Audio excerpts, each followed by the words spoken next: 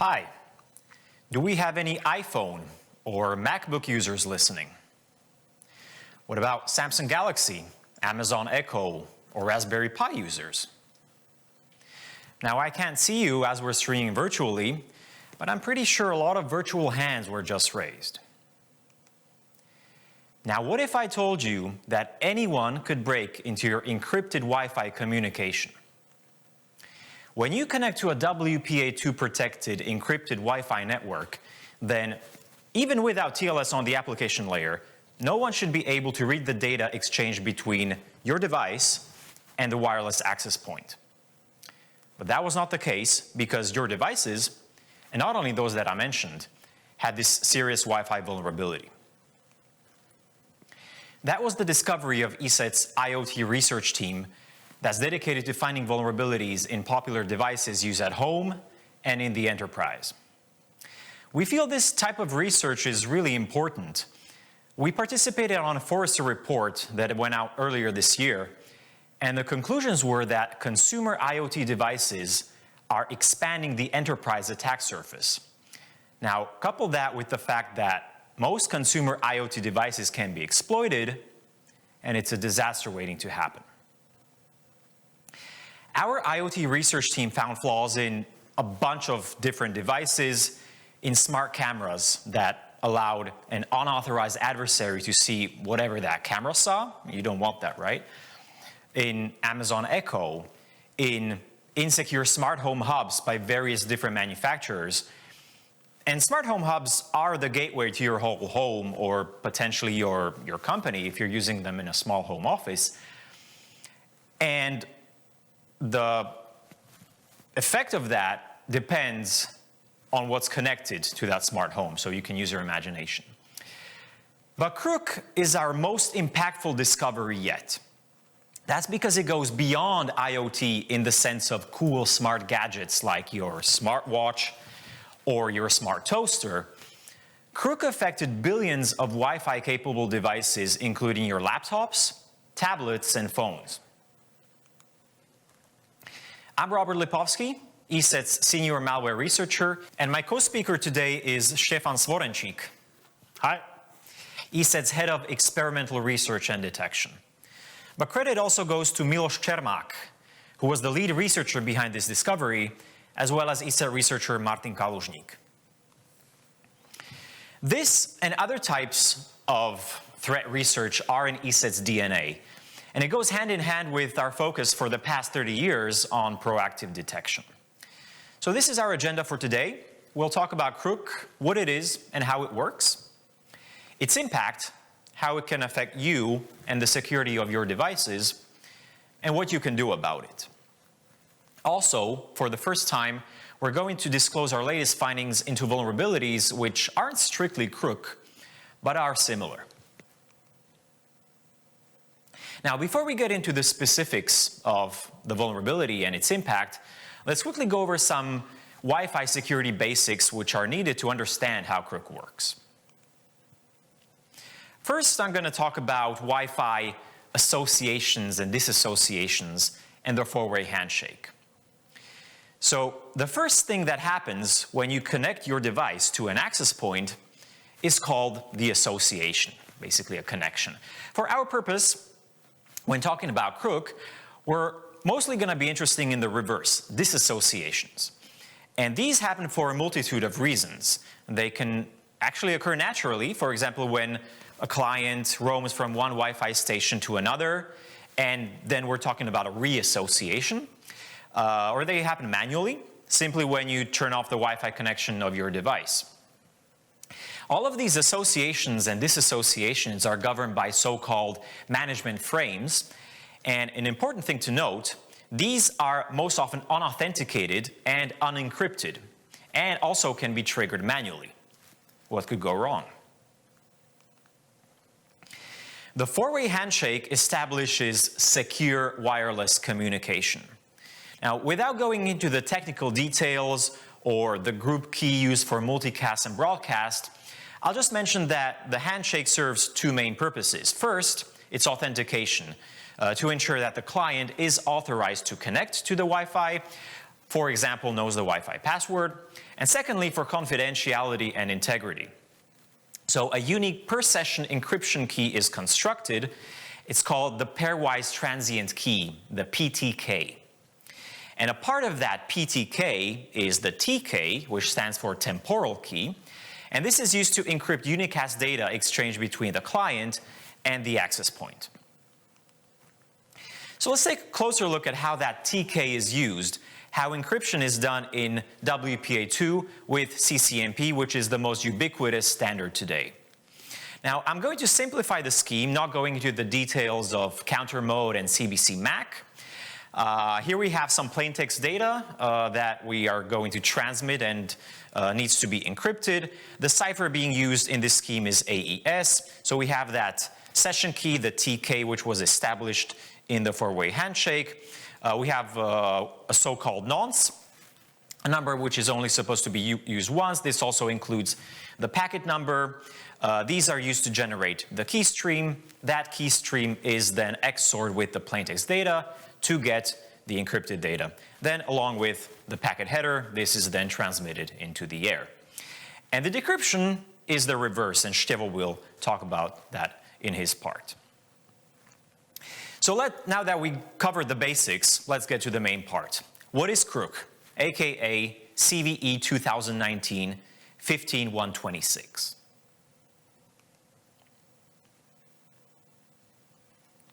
This is a typical Wi-Fi connection between a device and an access point secured by the WPA2 protocol. The communication is encrypted using that TK, the pairwise session key, that was established in the handshake.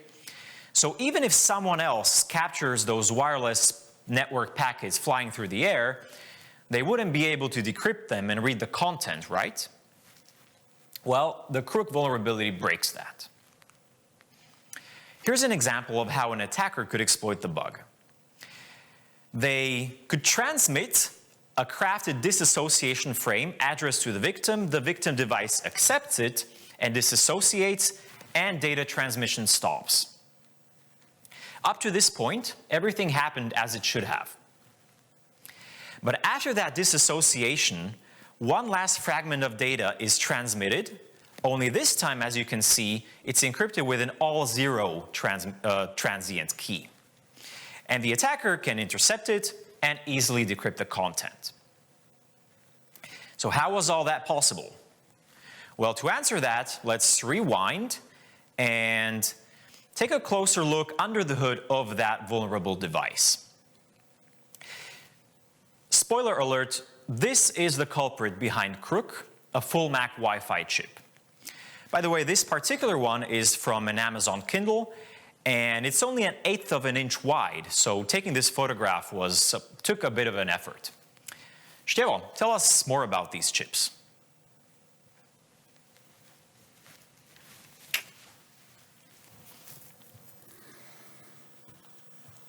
So, every mobile device, your phone, your laptop, your smartwatch, which doesn't stop reminding you that you're going to probably die tomorrow if you don't make those 10,000 steps today.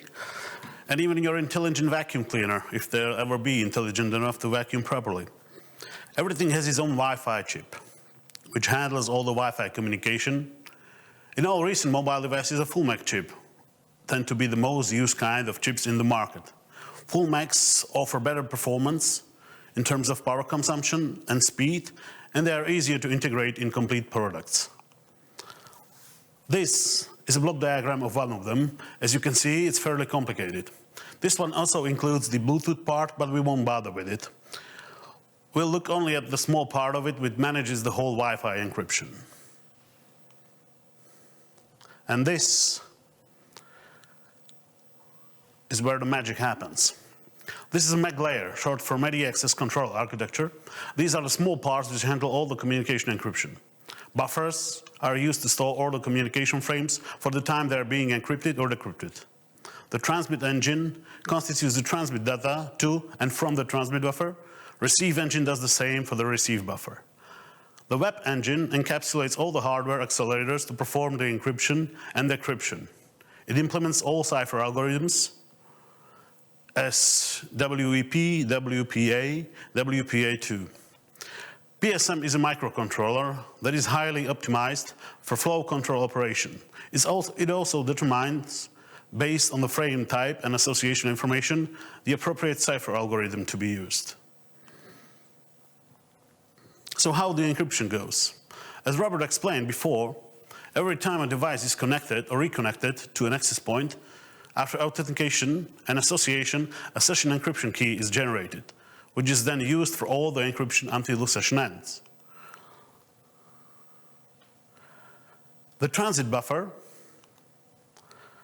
is being filled with data frames which need to be sent out. Web engine encrypts the data per frame with the generated encryption key, and the transit engine sends them away. So what happens after the association occurs? The disassociation frame comes through the receive engine to receive buffer. State machine evaluates the frame and sends the information up the ladder. There the information is interpreted as, okay, we are about to disconnect, let's drop all the encryption keys. A command to drop generated session encryption key is then sent. Since in computing you don't erase anything properly, you just replace it with zeros. The session encryption key is after dissociation overwritten by zeros. Here comes the term all zero encryption key. This is expected behavior, as no further data is supposed to be transmitted after dissociation. And it stays that way until a new session key is generated after the new reassociation and a new four-way handshake. But until that happens, the transmit buffer still may contain data. The transmit engine needs to send them away and continues to do so as usual. So all data which were left in that buffer after dissociation occurred are now sent away encrypted with an all zero encryption key.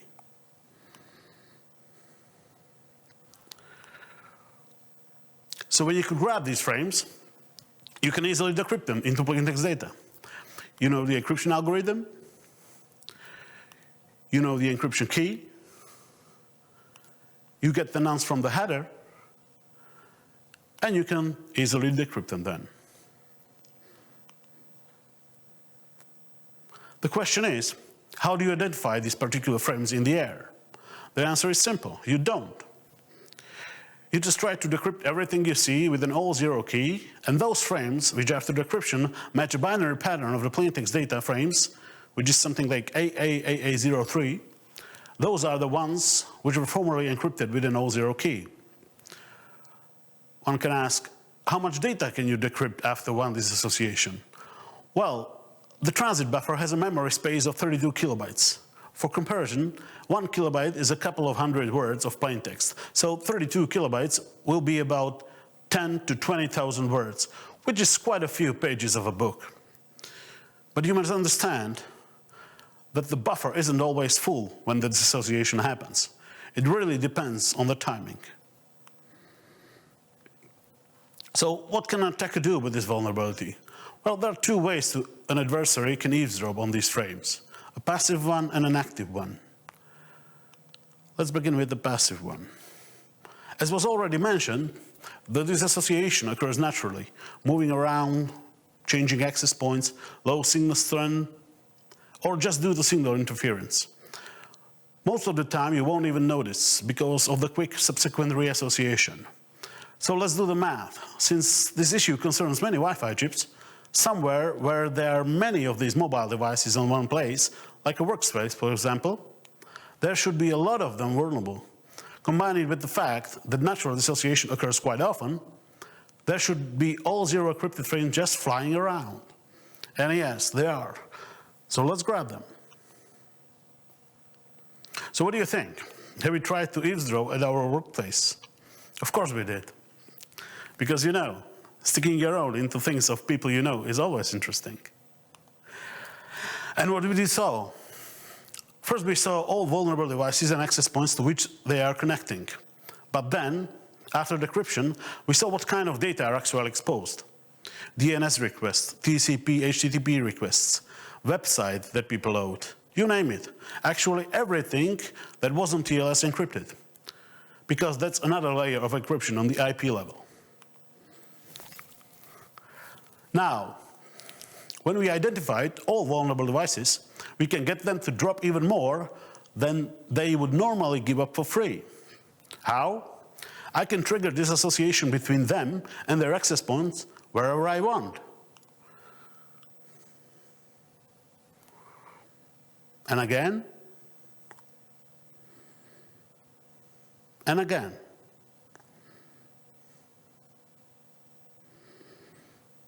And just like Captain America, I can do this all day. And this is the most dangerous thing about this vulnerability, because now you can gather this partial information. Let me get one thing straight. The nature of the data frames, which are eventually only a zero key encrypted and can be eventually decrypted to plaintext, is quite random. It really depends on the timing of the dissociation. But if you can invoke it over and over again, the vulnerability will manifest itself over and over again. And now you're in the information gathering business, just waiting until something interesting pops out. And it always does.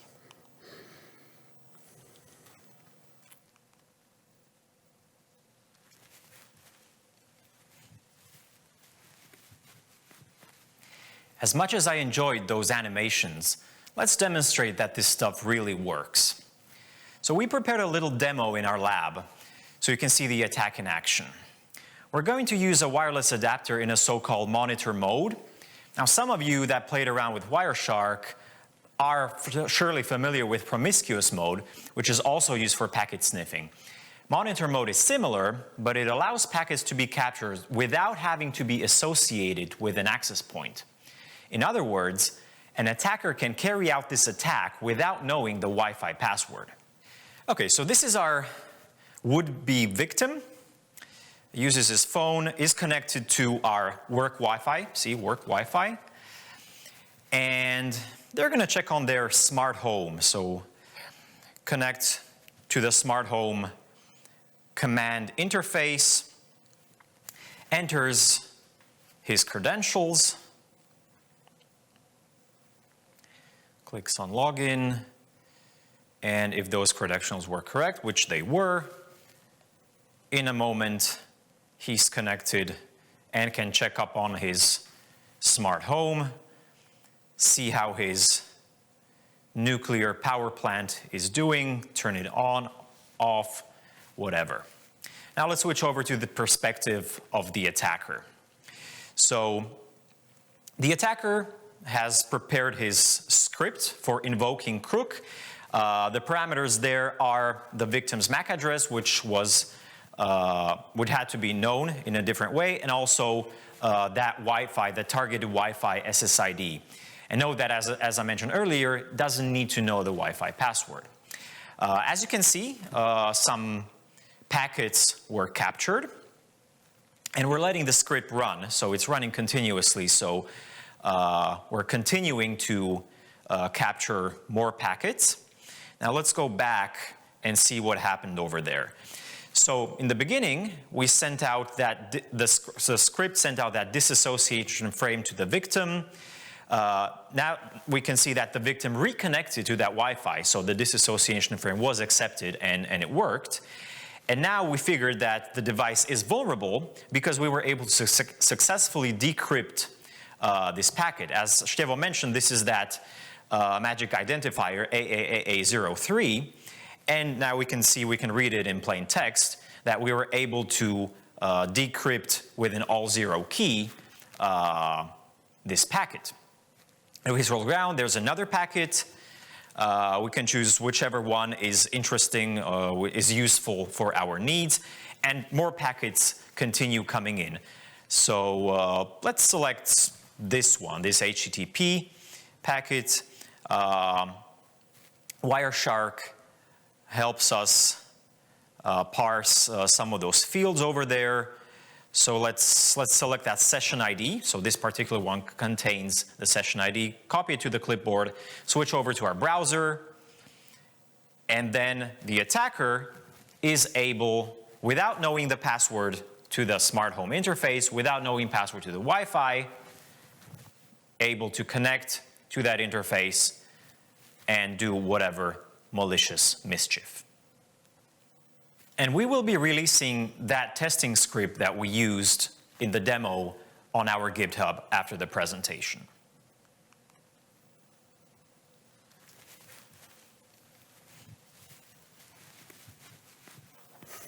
But that's not all. Here's a different scenario, where it's the access point that is susceptible to this vulnerability. Similarly to the previous example, an attacker would be able to intercept and decrypt private data that was being addressed from the access point to your client device, even if your client device wasn't vulnerable itself. He can still get information about your connection directly from the access point. The difference is only that he will get to see only responses now, DNS and HTTP responses, for example, or a document being sent to a Wi-Fi printer. The fact that wireless routers and access points are also affected by this vulnerability greatly increases the scope of the attack.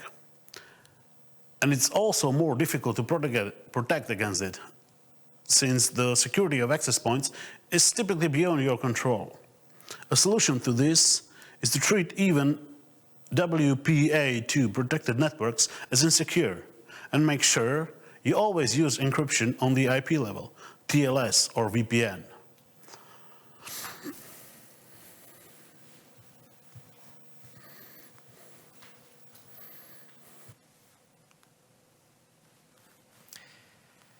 Kr00k affected devices with Cypress and Broadcom Wi-Fi chips, and these chips are really prevalent. These are just the examples of devices we confirmed to have been vulnerable in our lab, but we know there were many more. And the total number of affected devices was well over 1 billion. When we were doing our initial Kr00k testing last year, we did not see the vulnerability manifest itself on devices with Wi-Fi chips from other manufacturers like Qualcomm, Realtek, Raylink, or MediaTek. But we later found out that some of those companies had other similar issues, and Stefan will tell you more about that in a minute. So what happened after that discovery? Well, we worked with the affected manufacturers through a responsible disclosure process. And considering the complexity of the bug and the two-step patching process involving chip manufacturers and then OEMs or device manufacturers, we agreed on a longer than usual grace period of 120 days. As far as we know, most major vendors have released patches. Now, not only would it be difficult for us to communicate with every individual device manufacturer that could possibly be using these chips in their devices, it would also be impossible. I mean, there is no public comprehensive list. Clients of Broadcom and Cypress, that's proprietary information of Broadcom and Cypress, and they didn't tell us. So what we did, in order to ensure that all possibly affected parties became aware of the bug, was we worked with ICASI, an organization that helps coordinate such complicated disclosures. And we strongly encourage other researchers in similar situations to do so. They were very helpful. Now I'm going to go back in time and explain how our research started, but more importantly, the connections to previous work. I'm sure for a lot of you, all of this probably reminds you of other weaknesses in WPA2 from the past, such as crack. Crack, being short for key reinstallation attacks, was research from 2017 by Matthew Van Hoff, which he also presented at Black Hat Europe 2017. And the point with crack, as the acronym suggests, it's all about reinstalling an already in-use encryption key, about resetting that nonce that I mentioned in the beginning. And in the beginning of our research, we discovered that Amazon Echo, the first generation, was vulnerable to crack. So we did responsible disclosure, and while Amazon was working on the patch, we were looking into the second generation of Echo. Now, the second generation was not vulnerable to the original crack attack, but it was vulnerable to a modification of that attack. And this modification led to an all-zero key being installed, and the cause of that was, you guessed it, Kr00k. So we continued our discussions with Amazon, we continued our research, until we came to realize that the problem was actually in the Wi-Fi chip itself. In the case of this device, the chip by Cypress. Now, Cypress bought the IoT division of Broadcom, and from our perspective, or from the perspective of the K00k vulnerability, the chips are basically the same.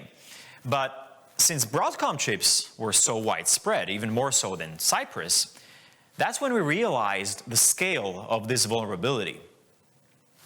And that's how cracking Amazon Echo brought us to discovering K00k. I put together this table to explain how the two are related and how they differ. Both of them could lead to similar outcomes, unauthorized decryption of encrypted wireless traffic. But there are also two separate issues. Crack is an attack, an exploit, and K00k, as we've explained, is a vulnerability, a bug. The point with crack is that a nonce is being reused to acquire the key stream. With K00k, it's about data being encrypted with an all-zero session key. Crack is triggered during that four-way handshake. K00k is triggered after a disassociation. As far as the impact, crack affected most Wi-Fi capable devices because it was about the protocols themselves. K00k affected most widespread Wi-Fi chips out there by Broadcom and Cypress. Now, the most severe manifestation of crack is the installation of an all-zero key. And K00k is also one of the possible reasons why encryption with an all-zero key can happen. So that's something they have in common too. I mentioned that our initial scripts for testing K00k didn't reveal the vulnerability on other chipsets than Broadcom or Cypress. That was true, but we did find something nevertheless. And Stefan will tell you more. Stevo?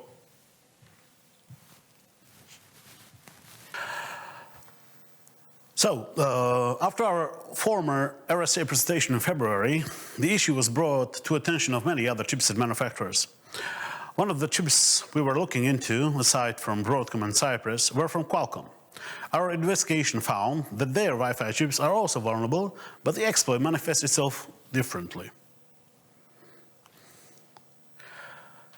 This is a Wireshark log of a residual frame after the association was invoked on a Qualcomm router. As you can see, protected flag is set true, and the frame appears to have a CCMP parameter, but the data aren't encrypted at all, as they should be. This frame is an ICMP echo from ping command. We reported the issue to them, and they approached it as a K00k variant and assigned CVE 2020-3702. The affected chip was QCA 9531, which is a highly integrated and feature-rich system-on-chip for advanced Wi-Fi platforms. It is used mainly in network routers. They resolved the issue with updating their proprietary Linux driver in July. The only problem is that not all devices with Qualcomm chips use this proprietary driver. In some cases, open-source Linux drivers are also used, such as upstream ATH9K driver, for example. So a word of caution that these may or may not be patched yet. The good news is that new mobile devices with integrated system on chips, specifically for Android and Windows on Snapdragon, should be not affected by this issue. Other widespread Wi-Fi chips that we looked into were from MediaTek.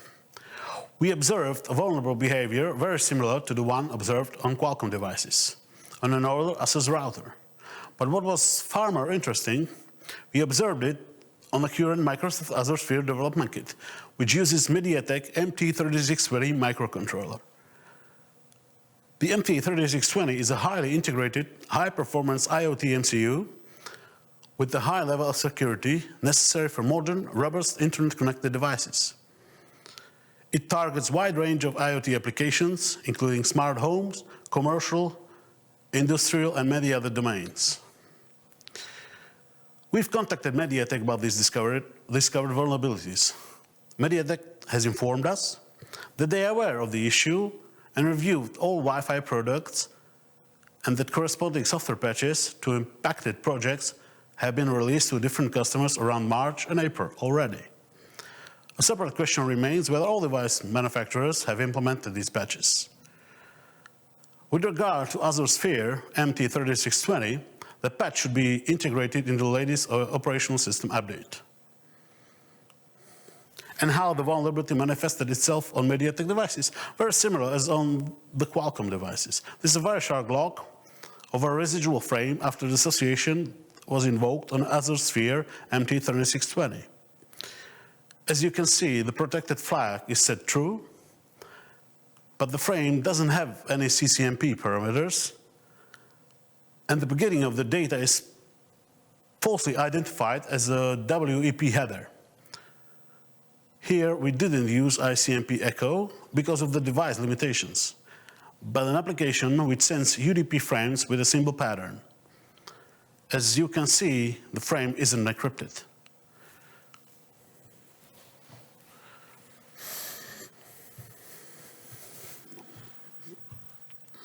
Okay, let's wrap up.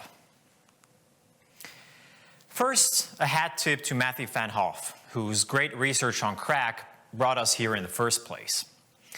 Then to all these companies with whom the cooperation went really smoothly and they responded to our disclosures professionally, especially Amazon. The joint effort trying to get to the bottom of what was going on was stellar. And there are a lot of other companies with whom we did not have that much cooperation, but they also handled the situation well, released patches and so on. And we've been providing links to any security advisories we could find to our Kr00k webpage. So what are the takeaways for you? The source of Kr00k and the other related vulnerabilities is the Wi-Fi chip. Now, fortunately, you don't have to go and replace the chips on all your devices. How would you do that? And you don't have to be throwing away your iPhones either. No, you can mitigate the vulnerabilities with a firmware or driver update. The obvious advice that arose from our initial Kr00k discovery was make sure that all of your devices with Broadcom or Cypress chips are running the latest software versions. Now, that device has its limitations though. First, as a regular user, you often have no way of knowing what vendor made the chip in your device. And secondly, as it turned out, other similar vulnerabilities affected chips by other manufacturers. So we're going back to the almighty advice, just better to make sure to keep all of your devices up to date. And it goes for access points and Wi-Fi routers too, because as Stefan talked about, Kr00k affects those too. And it also affects WPA2 Enterprise. Now, in case you're a manufacturer of Wi-Fi capable devices yourself, and you're hearing about Kr00k for the first time, I highly recommend you get in touch with the Wi-Fi Alliance and your chip manufacturer. A final general note, many of those devices we talked about that were vulnerable, like smartphones, they get over-the-air updates automatically, or the user is at least prompted to install them. But others, like some Wi-Fi routers, for example, need to be updated manually, and this is often problematic.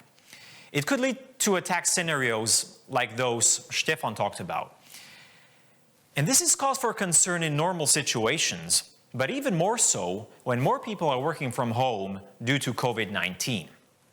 So these are employees accessing corporate resources that are responsible for their own home Wi-Fi security. So Kr00k is something that company CISOs definitely need to be paying attention to. For more technical details on the Kr00k vulnerability, check out our research paper. For up-to-date information, frequently asked questions, the script that we used in the demo, and links to vendor advisories, go to this web page we created dedicated to Kr00k. Thank you for watching. Do make sure to check out our lab's Twitter account @ESETResearch and our blog, welivesecurity.com, for the latest research updates. And now we will take questions if there are any.